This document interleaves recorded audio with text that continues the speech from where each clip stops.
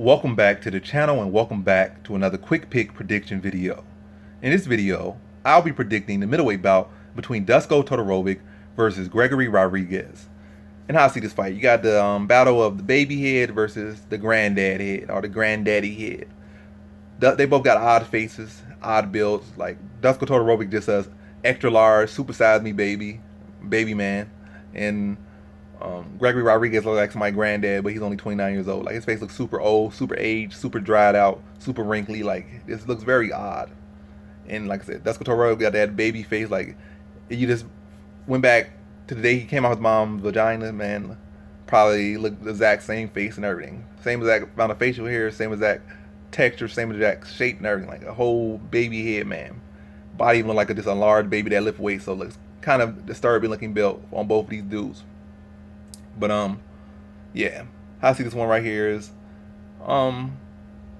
let's talk about Gregory Rodrigues first, because he's the guy that's coming in, so people already got a little bit of knowledge on Dusko Todorovic coming in this one, but aren't really too much on Gregory Rodrigues. But what Rodrigues presents, super stiff up top, don't really move that head at all, like he almost nailed in place up top, like one of those punching machines, like, you know, all the little punching training things that Machida be doing those front kicks on, where it's just a torso and a head and no arms.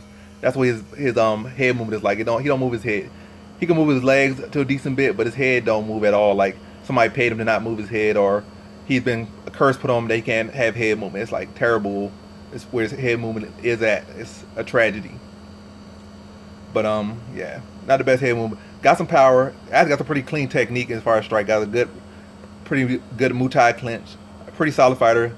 Good BJJ, offensive with it as well, off bottom or on top. But man, when you are so offensive with your BJJ, that often can end up with you on bottom, especially at the higher level where people are literally going to bait you to go for submission, knowing that you go for these submission in these positions, and then this will already be in position to defend the submission, knowing that like they already like led you to go for that exact submission, be a defended, and then this transition right to a dominant position, or at least a position they can hold you on the ground with and ground out a decision over you. And I could definitely see if he sticks around in UFC, I can see plenty of wrestlers mid-level to high level, or even low. Well, I'll say mid to high. He's a pretty solid fighter, so he could be some low-level wrestlers.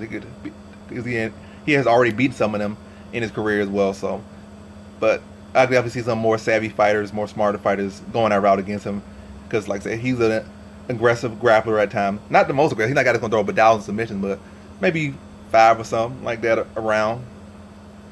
Even that might be a little bit high, but still, he's going to attempt submissions.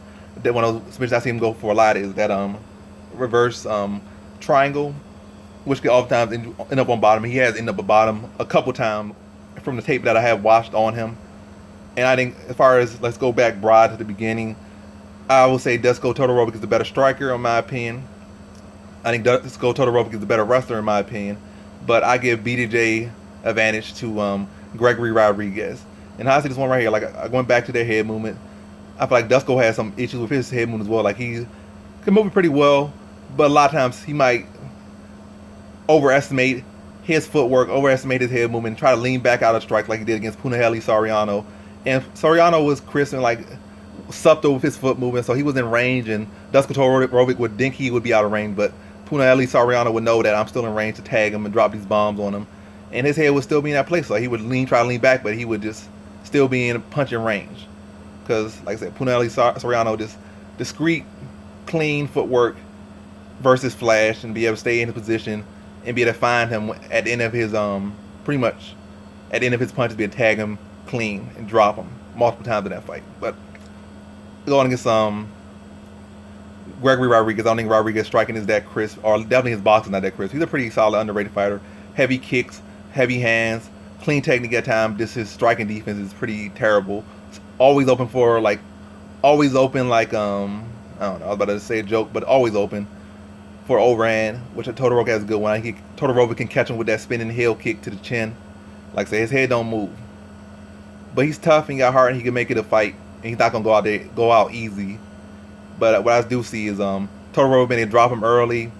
Then I see Rodrigues attempting submissions, submissions, but Todorovic been able to defend them, then maintain that top position for a good minute or two, land some ground and pound.